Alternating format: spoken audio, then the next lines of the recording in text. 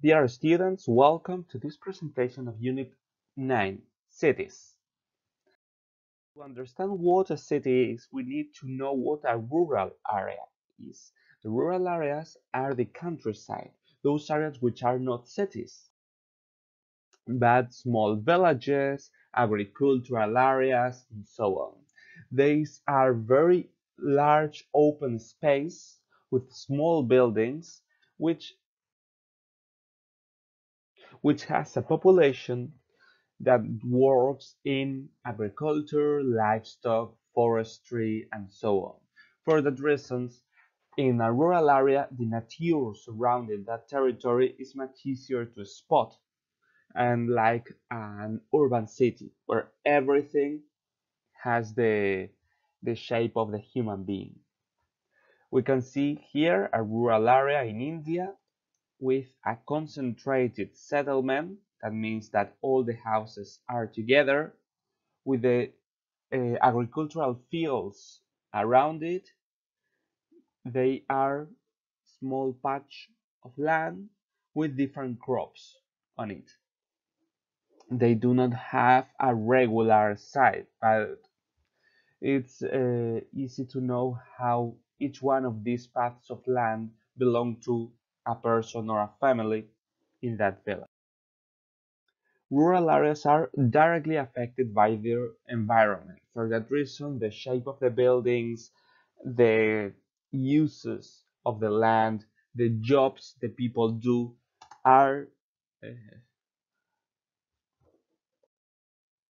influenced by the landscape. For example, here we can see a building made up in adobe in the desert, and another adobe building, in this case is the Great Mosque of Djenné in Mali. In other areas, the buildings are made up of wood, for example, this floating village in Benin, Africa, or also in wood, this great church in Russia, or this one in Poland, which is made up only in wood and clay, without using a single nail or an iron piece, or this one, which is a Viking church. Other materials can be hide, for example, for an Indian teepee in North America, or fabric, such as these tents in the desert of Arabia.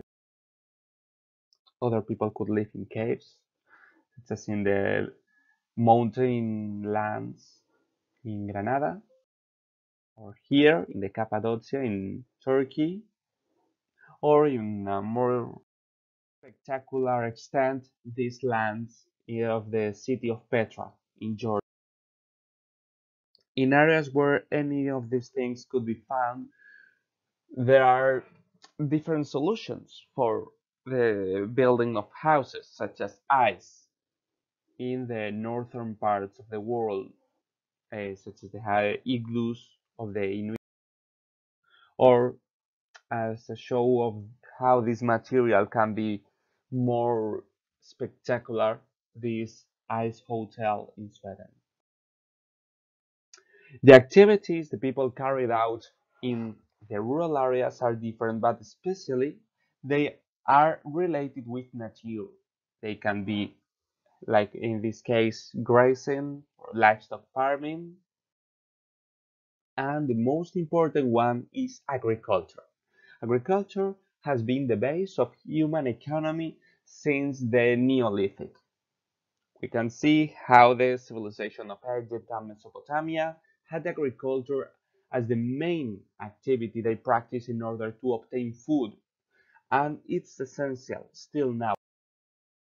We can see how it has developed and how it shows a much more complex procedure.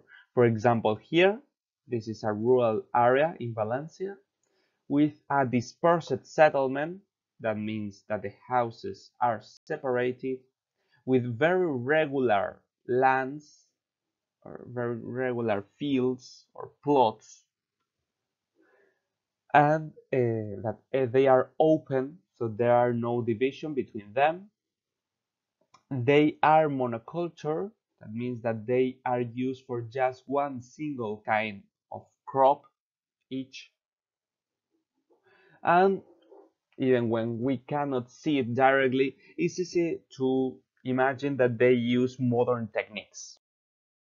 On the other hand, we can find more traditional or agricultural techniques, such as here in Mexico, and the most developed ones using machinery and so on. For example, here, which is a very, very large plot of land that is harvested just by one person driving a tractor.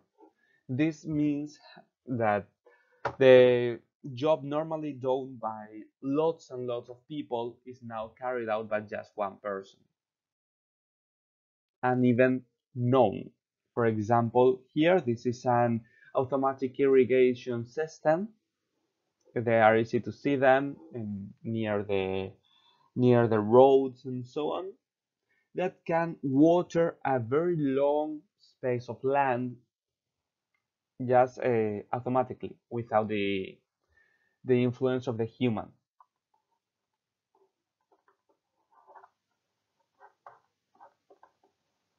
Irrigation is very, very important for some kind of crops, and this can be carried out even in more extreme conditions. For example, these crop deserts in the desert of Jordan. They use this automatic irrigation system, put them in the middle, and made them spin around the crop, creating agricultural fields where previously was absolutely impossible. They need to adapt to the relief. For example, these terraces in Vietnam to adapt to the shape of the mountains. And they can use more sophisticated methods. For example, the cultivation under plastic or in greenhouses. This is which is called the sea of plastic. This is before, this is after. All of these are crops covered by plastic that allow them to have very regular and controlled conditions. And even we can find the hydroponic crops that can be cultivated without the help of soil, which allow them to grow even in the most extreme conditions. For example, in the polar areas where these kind of hydroponical crops are in practice. The rural areas can have different characteristics according to their activities. This is a fishing town, the coast, that can be developed in different ways. For example, this is another fishing town which is a floating town in the lake, well, in the water of the Halong Bay in Vietnam. Or following with this idea of towns built over the water, oil rocks, which is not a fishing port, but at an oil extraction place. Rural spaces held until middle 20th century most of the population of the world. Nowadays they are around the 50% of world population. So around the half of humanity still lives in rural spaces, which are very important because provide us with food and basic resources. They are open areas with very few people, so their population density is low. It's below 150 inhabitants per square kilometer. They have some characteristics that allow us to distinguish them. They have normally small buildings, traditional ones, with few stores, not very tall buildings. They have scarce movement. As they can be self-sufficient, they do not need to move constantly from one place to the other. They can stay, and they aren't even required to move, or they cannot move because, for example, if you need to take care of a field, or a flock of animals, you cannot just leave to another place. You need to constantly take care of that area. So the movement is much lesser than, for example, in a city that is constantly connected with other areas. And for that reason, the communication are worse normally. So they normally work in agriculture, livestock farming, forestry, so the exploitation of forest, and fishing when there's water. Hello. They have different agricultural fields that are called plots. These can be regular or irregular, open or closed, etc. And they have different kind of crops. Crops are the food they are harvesting there. It can be polyculture, which is when they only had one crop per field, or monoculture, more than one crop per field. For example, as in the Middle Ages, they took the land and divided it into different parts for different kind of crops. It can be irrigated, so they water the plants, or dry. Dry farming is when they do not water the crops. It doesn't mean that they are carried out in a land area, in a dry area, or that the crops are always dry. This can be done, this dry farming can be done in very wet or rainy places because as they do not need to dry the crops, it's probably because the crops have sufficient water from other sources. And this can be traditional or modern, depending on the techniques they use. The settlements can be dispersed when there are different houses in different parts of the land with the fields in between them, or nucleated, which is when they have all the houses together and the agricultural crops around them, such as in the image we can see in this slide.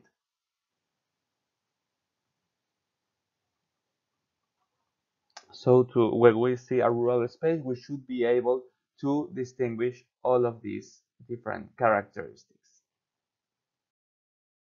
And then the urban zones. They are the opposite to the rural areas, so they are the cities.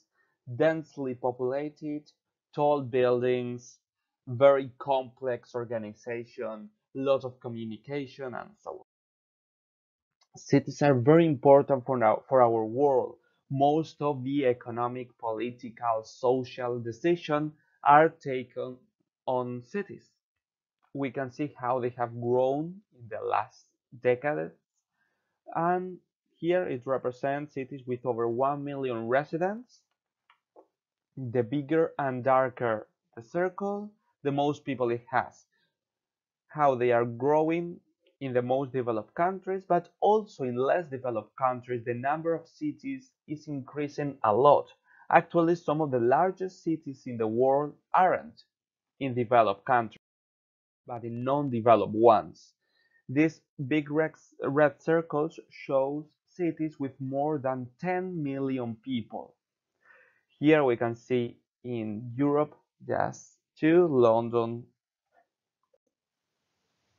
and Paris, and then the United States, east of Asia, south of Asia, and also in the sub-Saharan countries, South American ones, and so on.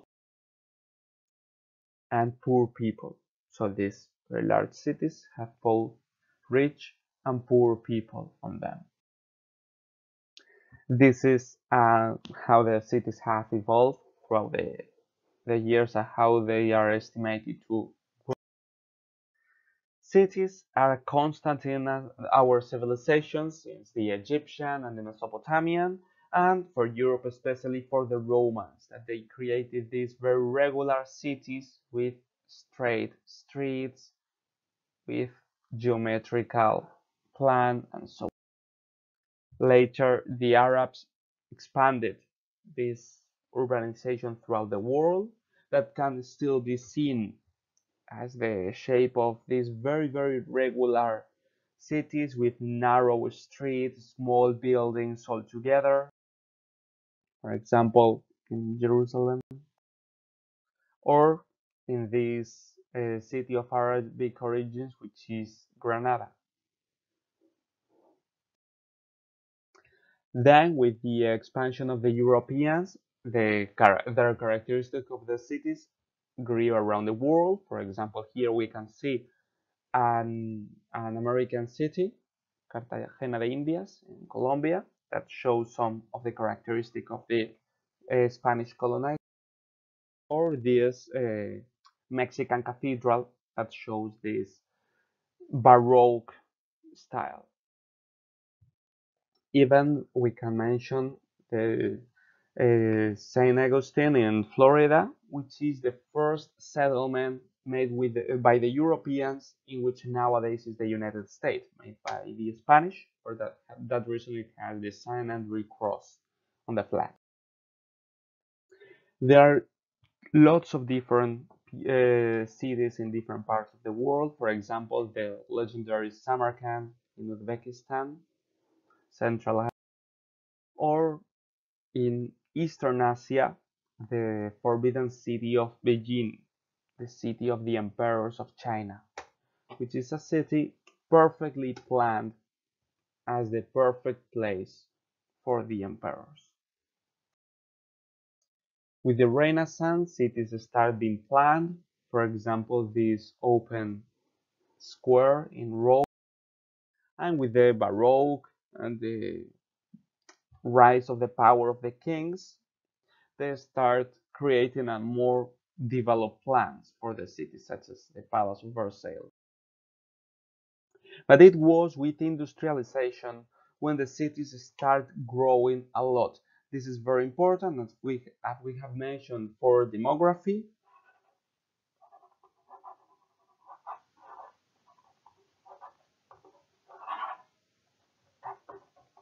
Industries can change completely the world.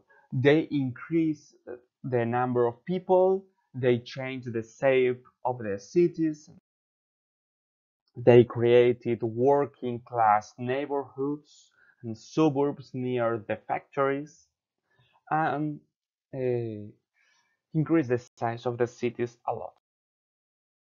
The working conditions of these people were very bad, and the situation in the cities. Nowadays, we consider a city a very modern place with modern buildings and very specific characteristics.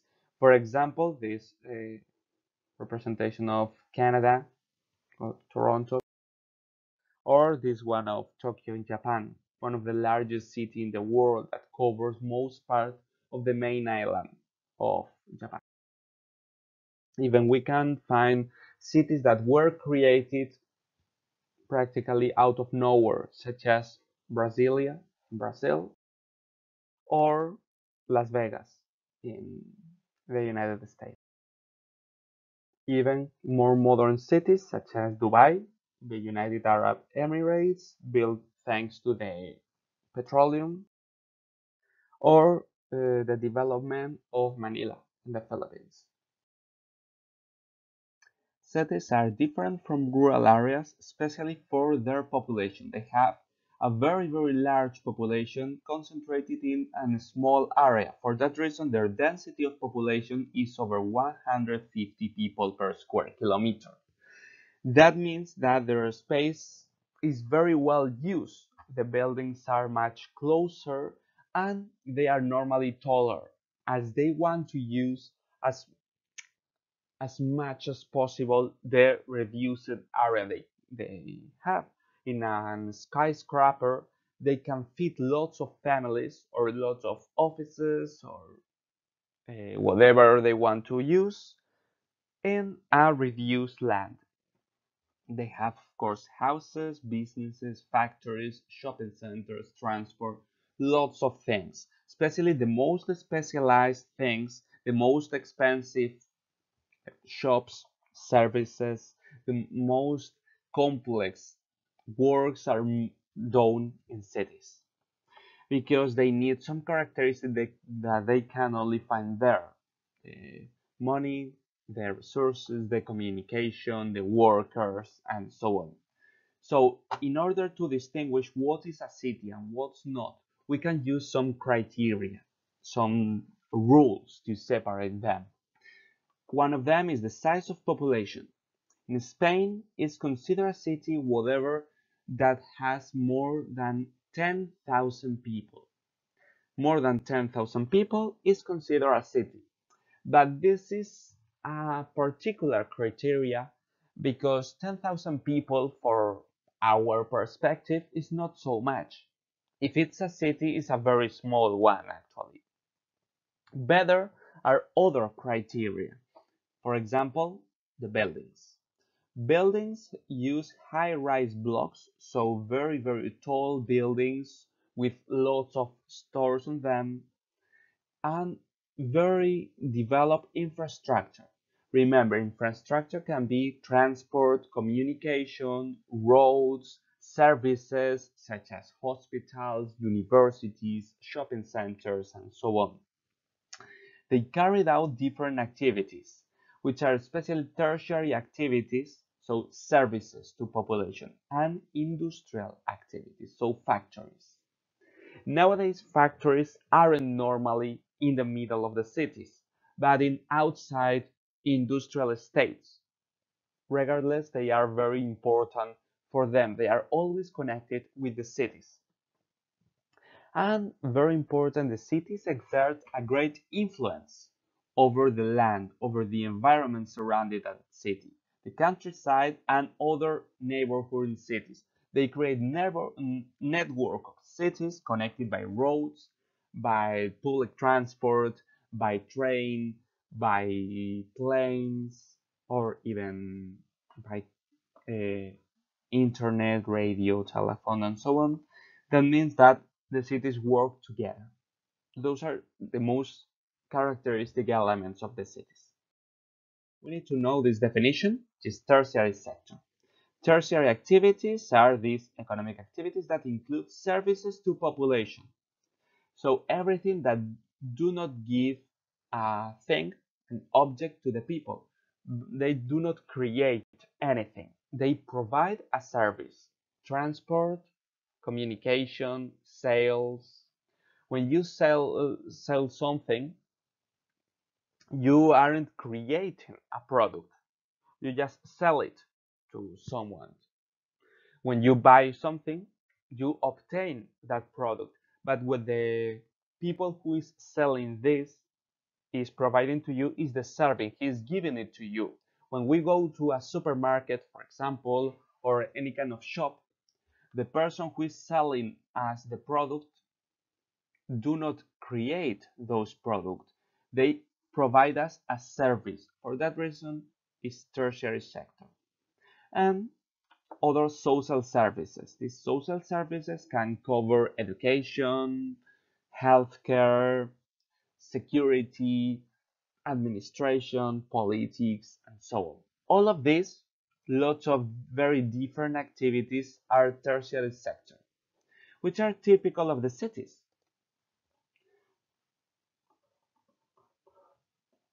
Because the countryside, so the rural areas,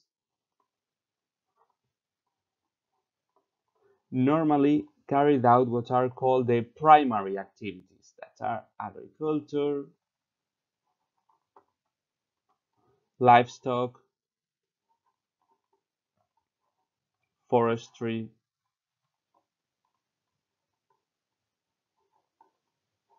and so on. All of these are primary activities.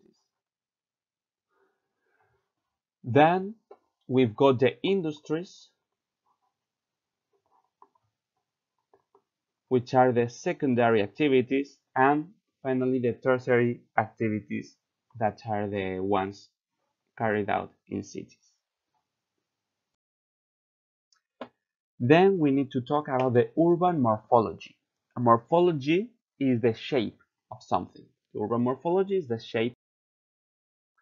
Cities can have very different shapes. For example, here, this is an aerial view of Toledo. We can see how the streets do not follow a planified path. They just go around. They were created through centuries without a plan.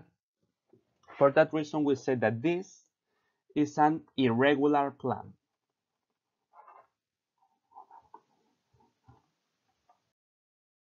On the other side, here we can see how there are very long straight streets with geometrical areas of building in between, and all of this has been perfectly planned in beforehand. You cannot just improvise this kind of city. It has to be planned. So this is a plan or a regular layout. This is Barcelona. We can see Sagrada Familia building here in the middle. And this, which is Paris, it's easy to see how it has a central square with the Arc de Triomphe, and very long streets that go from this center like the lines in a circle, creating different circular areas. This is which is called the radial layout. This is another example of radial layout, in this case a traditional one. This had not be, this wasn't planned, but they simply start building from the top of the mountain with a central square around the mountain, meaning that they did not have other option. It need to be radial. There are more exotic examples of city plans. For example, this urbanization with very luxurious houses, with a garden and a swimming pool, which are developed in this artificial island right here, which is in construction in Dubai as a part of this set of artificial islands. Cities have lots of inequality in them. For that reason, we can find very low quality areas called slums or hunky tonks inside the cities. That contrast strongly with, for example, this. This here in Buenos Aires, we can see these slums that had lots of houses of very bad quality with disposable materials, without services, improvises, and so on, with poor people. And in here, very high buildings, better built with better services, and so on. This example is also clear. We can see here the hanky-tanks, the slums of the poor people in South Africa, and the luxurious one-family houses in the rich area. Even the different kind of inequalities that can show the history of a city. For example, this that shows perfectly two sides on a city. It's due to history. This is Berlin, and this is the path that follow the wall of Berlin in previous time. These are the suburbs in London, residential areas, very well planned, with individual houses, each one with its own garden, and so on. Very important. Suburb in English doesn't have a negative meaning. The Spanish equivalent, suburbio, can be very negative, but in English, suburbs are actually good areas. They are residential areas outside the cities. This is an example of another Radial plan, very, very clear. This is a traditional one. It's star-shaped because it has the shape of an older fortress from the Renaissance. Or like this, Boca Raton in Florida, that shows these very carefully planned shapes they have in the city. Cities had grown through history with different kind of building and different areas. For example, with industrialization in the 19th centuries, factories started being settled in the cities. Nowadays, these factories are abandoned and they aren't done in the cities. They have gone to these industrial states,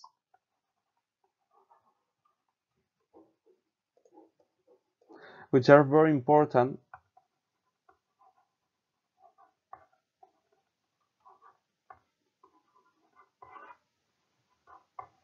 are very common for us in the outskirts of the cities. They aren't in the city center because the city center is very expensive.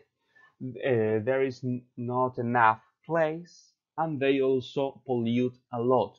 So they prefer going outside, building their estates on the outskirts of the cities so they can have large areas of land at very low prices, very well connected with roads. And in the city center, on the other hand, we can normally find which is called the CBD, sorry, the CBD, the Central Business District, the area where most of the companies, banks, and great businesses are located. It's characteristic with for the very tall skyscrapers and so on. In the American and Australian and New Zealander cities, we can find this CBD in the middle. But in European cities, it's not exactly in the city center because the city center is the most historical part. So this need to be built outside. The cities have different functions and can be specialized in different elements. For example, Oxford is famous for its university. And the big cities can also have a cultural function, so they have cultural uses. For example, the Prado Museum in Madrid, or commercial function. This is Harrods in London, a very luxurious shopping center in the middle of a city. This kind of buildings made only sense inside a city because you could not put one of these outside in a town or in the countryside because there are no people to buy it. There are less people. There are less economical power.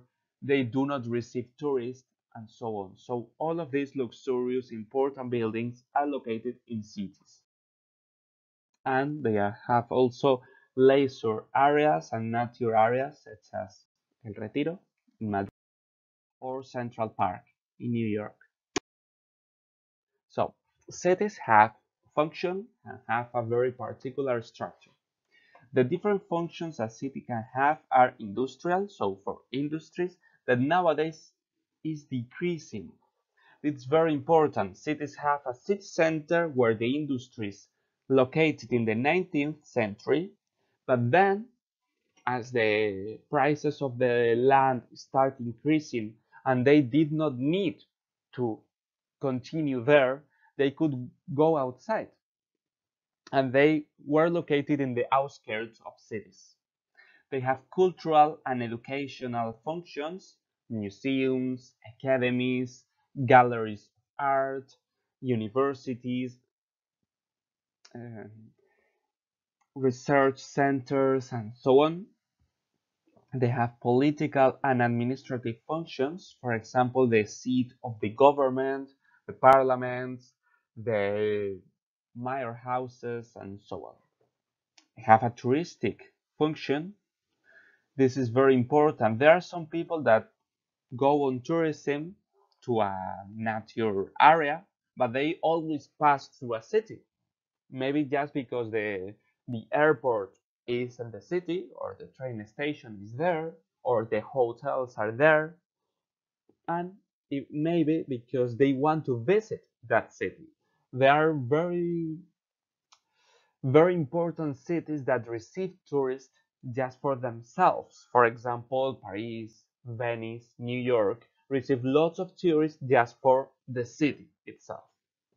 Then the commercial function, we can find commerce everywhere. Even the little towns normally have one shop, or at least some people that go in and out trying to sell things. But the most important shopping centers are inside of the cities or on the outskirts of the cities. The most expensive shops are in the good areas of the cities. The specialized shops are there. So, very important share of the commercial function in the world is made up in cities. Then the financial function. Financial means everything related with money. The financial function is carried out by banks, companies, businesses, is the payment of salaries for the workers, is the stock agents that work in the stock market, are the loans that the banks give, and so on. So everything related with money carried out by banks and companies. And the residential area, which are simply the houses of the people. Then the structure. A city has a very characteristic structure which is common for almost all of them. They have a center, a central area, which is normally this irregular area with an irregular city plan that have a historical zone with the main monuments, with the the most famous buildings and so on. Maybe the CBD with the skyscrapers and uh, some city extension. So these residential areas surrounding the city with a very planned shape with regular buildings and straight streets and so on, which is where most of the people live because the city center is dedicated to other functions. For example, this residential function will be on the residential areas. The financial function will be in the CBD, but the touristic function will go to the city center to see the monument, as well as the political and administrative and cultural and educational, which are also in the city center, which is where the museums and so on are located. The industries were at the beginning in the center, but later they moved outside, creating industrial estates, commercial, services, and transport areas, which are in the outskirts of the city. So outside the cities, we can find some areas with industrial function and with some commercial function as well. For example, many shopping centers aren't in the middle of a city, but they are in the middle of nowhere because you can go there in a car or in a bus or something like this. This is then the structure of a city.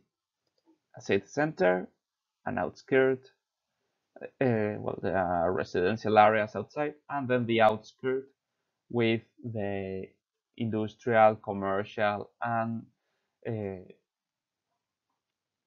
infrastructure areas. Of course, the transport, the roads, the tracks of the trains, the airports, and so on. And the layout of a city can be irregular when it doesn't follow a plan. It has different shapes of building that go together without any kind of planification. Radial, when everything has been built around a central square or a central place, and it can be like the layers of of different circles going around and around the center. And grid, which is when it forms squares.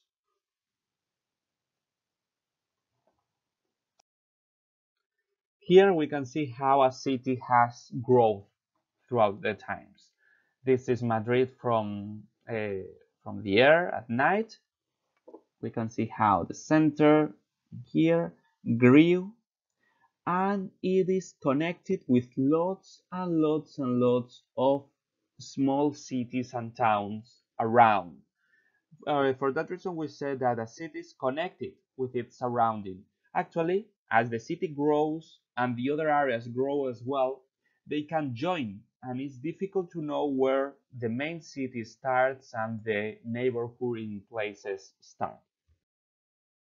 For example, if we see the growth of Paris, it has developed throughout the years, eating the areas around the city. Because as more and more people go to live in that city, they grow creating more and more buildings and mixing with them. This creates what is called a metropolitan area. The metropolitan area is the city proper, the city itself, and everything related to that city. So all the surroundings of that city that are connected with it through roads and for commercial and working purposes. They can mix, and when several metropolitan areas, so a main city with its surroundings, join with another main city with its surroundings, they create a conurbation. And these conurbations can join with others, creating which is called a megalopolis. A megalopolis, mega means large, polis means city, is just the union of lots of different cities throughout hundreds of kilometers, creating a huge city all around. This is bourgeois, from Boston to Washington, D.C. Or this one that goes from Tokyo to Osaka and covers a large part of Japan. All of this is like a very, very large city. The cities grow throughout the times. Here we can see the city center with an irregular layout, without open spaces because it was inside a wall, a medieval wall. This is a star shape, such as the fortress we saw because it's the shape of the wall. And on the outside, some industrial estates and some residential areas that are still growing. Here you can see the same city, how the historical part remains the same, but everything around has changed. Here we can see different elements. For example, this will be the outline of the historic center.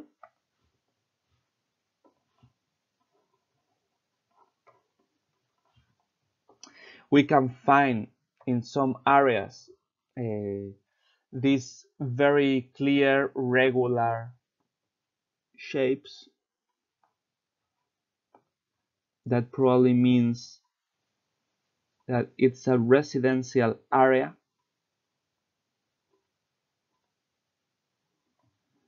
It's a regular layout, meaning that all of this is residential, probably.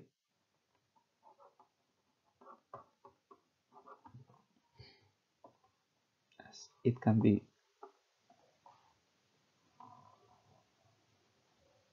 seen around this.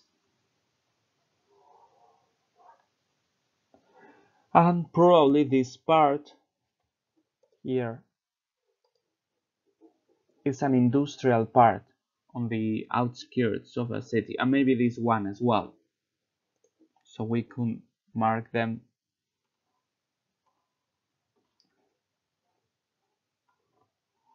as industrial areas. Anyway, we can see how we've got a center, and around this center, the city grows, developing different functions. It has a diffuse growth that means that they mix with the environment. We've got a city center, very clear because it has developed for centuries, and then the city center creates some expansions that can mix with the surrounding environment. For that reason, it's difficult to know where exactly a city ends because they can mix, and even if they meet other cities, they can join. So they create just one single shape, very difficult to distinguish. This is only possible because a very efficient transport network that connect the different parts of the city and other cities with the original one. So everything is interconnected. This is only possible because of the development of transport, the, uh, the cars and public transport and so on. This created a metropolitan area, the city and all of its surrounding with municipalities, so other small towns and lesser cities connected with the main one. For example, all of the community of Madrid is just one very big metropolitan area. They are connected for work, services, and supplies. This is very important. People that live in a part of a metropolitan area normally goes to the main city very often. This is because it's its reference. For example, some people can work here and go to the main city to work. Sorry, can live in the surroundings, in the outskirts, and go to work every day to the metropolitan area, to the main city. So this connection means that people travel a lot. For example, people that lives in the surrounding in the outskirts of a city can go to the main city for studying in the university, for working, for going to hospital, or for any other purposes. This is related with the creation of what we call bedroom towns or dormitory towns.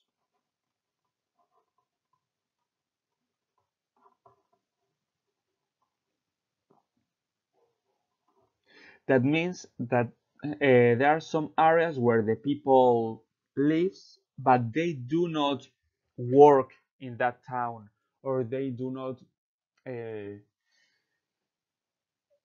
travel throughout that town in their free time. They just go there to their house, they sleep there, and then they go to work in the main city. And if they want to go to a shopping center, to a hospital, to a shop to meet their friends or whatever, they will go to the main city.